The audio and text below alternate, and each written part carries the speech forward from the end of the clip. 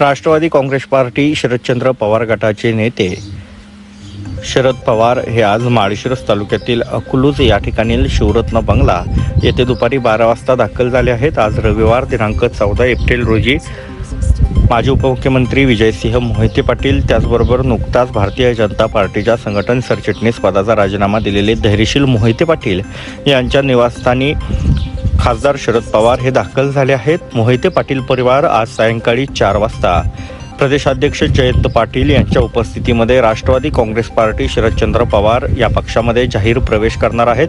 भारतीय जनता पार्टीने माढा लोकसभेसाठी त्यांना उमेदवारी नाकारल्यानंतर मोहिते पाटील परिवार नाराज होता आणि मोहिते पाटील परिवाराने आता भाजपची साथ सोडली आहे। शरद पवार यांच्या भेटीने पक्षप्रवेश निश्चित झाला आहे।